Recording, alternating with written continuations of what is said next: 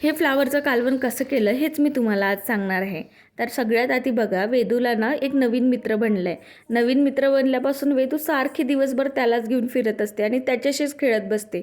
वेदू इथे खेळत बसली होती तोपर्यंत आई म्हणाल्या, मी तुला दळण करून देते, तू दळण नेऊन ठेव। मी दळण नेऊन ठेवायला गेले वेदूला घेऊन, तर तिथे त्या घरच्या आजी होत्या, त्या वेदूचा लाड करत होत्या। घरी आले तर आईबाबांचं शेतात पावटा लावायचं काम चालू आहे, मग त्यांना चहा देऊन आले।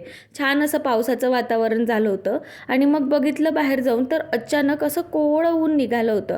म्हटलं आत्ताच शेतात बघितलं तर आभाळ आलं होतं आणि ऊन कसं काय आलं, आणि हे छान असं कोवळं ऊन माझ्या डोळ्यांवर पडत होतं। हे ऊन एन्जॉय करत मी माझा चहा तिथेच उभी राहून पिऊन घेतला आणि त्याच्यानंतर लागले मी आपल्या ह्या कालवणाच्या कामाला।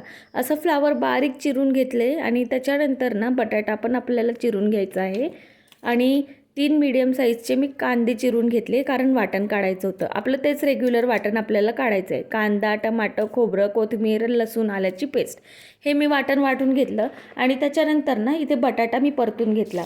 बटाटा आपल्याला छान क्रिस्पी होतपर्यंत परतून घ्यायचा आहे।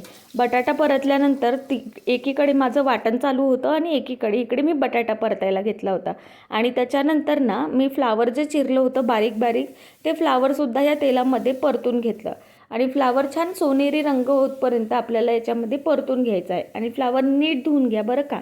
हे फ्लावर परतल्यानंतर मी या फ्लावरला सुद्धा बाहेर काढून घेतलं प्लेटमध्ये आणि त्याच्यानंतर लाईट जायच्या अगोदर म्हटलं की आपण वाटण काढून घ्यावं।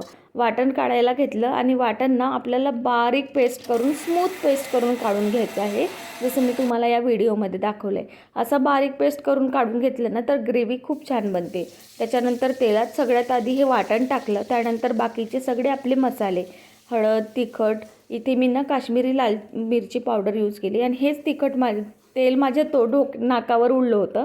त्याच्यानंतर याच्यामध्ये सगळे मसाले टाकले, फ्लावर आणि बटाटा टाकला आणि पाणी टाकलं आणि हे छान आपल्याला शिजू द्यायचं आहे। चला, माझी रेसिपी तुम्हाला कशी वाटली मला नक्की कमेंटमध्ये सांगा। बाय।